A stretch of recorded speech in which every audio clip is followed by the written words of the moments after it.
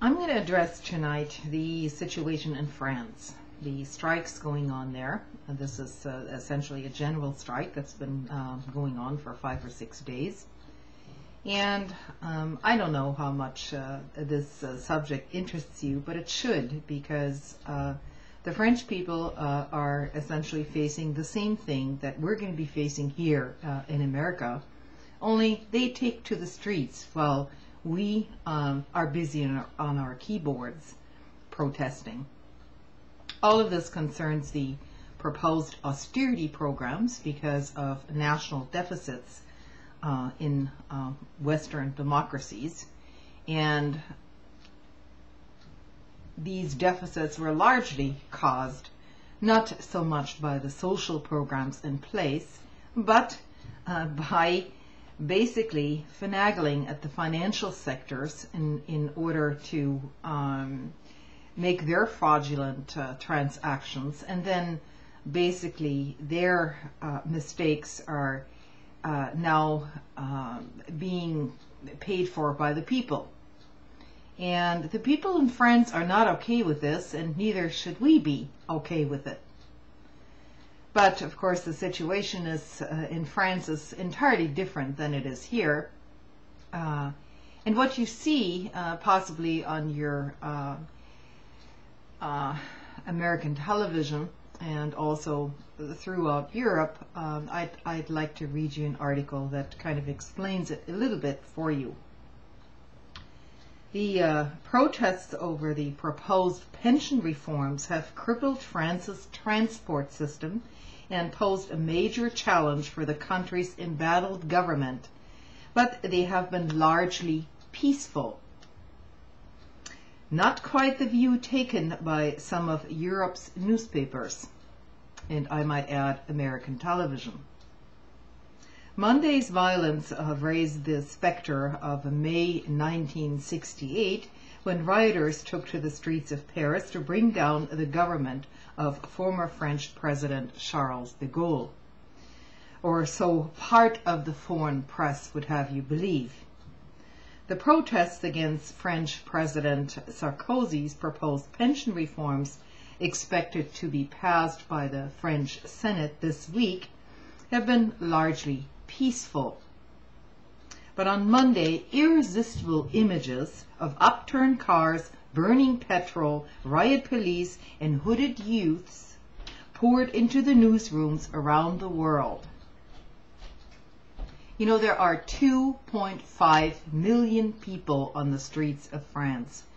Much like you and me, there are a number of generations involved here, and not just old folks like me, but also the younger generation, because they can see the handwriting on the wall.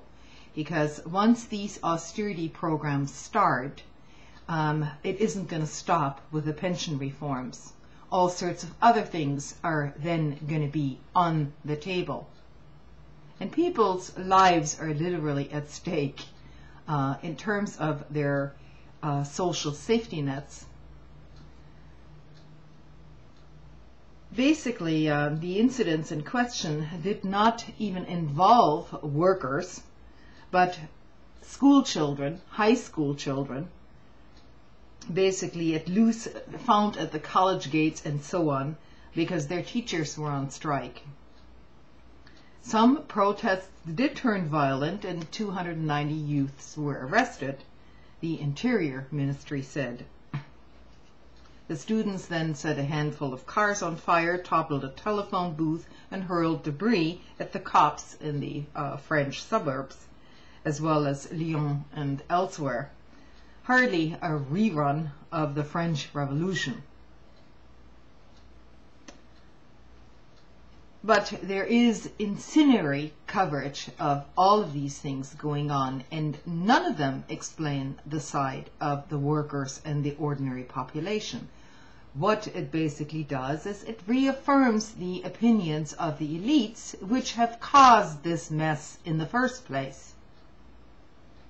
The coverage on Britain's right-wing newspaper Daily Mail was most certainly incendiary. Britons warned to stay away as violence spirals. screened the headline above the pictures of burning cars and baton-wielding riot police. This article concludes that many fear a rerun of the May 1968 riots in Paris, when thousands took to the streets to bring down the government of President Charles de Gaulle, without specifying who these many are. 70% of the entire population of France is firmly behind these strikes, because they are not okay with the way the country is being ruled. They're not okay that they're being taken advantage of and that they have to pay for the mistakes of the elites up top, which have basically robbed the country blind.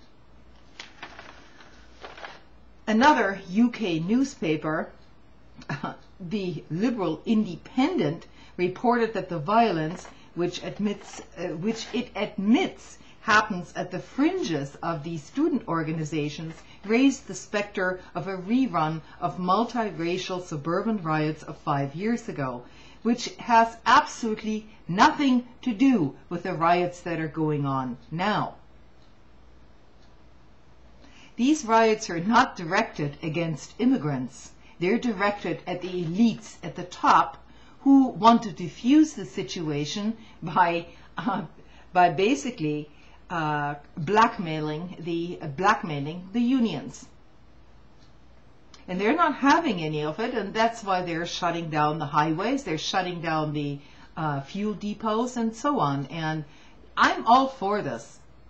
You should, if things get this far, you should shut the country down to let the elites know up at the top who we are, who is in charge of the country. Because this situation is only going to escalate if these elites simply refuse to listen to the people. Now, whether these reforms go through or not, that's not even the question. There's a much bigger question involved here. And these retirement reforms in France, that's just the beginning. And fortunately, the people of France are a little bit more educated and politically involved to know what is coming their way, in contrast to most US citizens here, who remain largely silent at all these bank frauds and all of the stuff going on in the financial sector. In fact, some of the protesters here are for austerity for the people. They don't seem to realize that the upper 5% are raking in all the dough. And then they're saying, well, if that's okay, we can give a few things up. No, we shouldn't be giving anything up. We have 2 ongoing wars on the table, which shouldn't even be fought in the first place.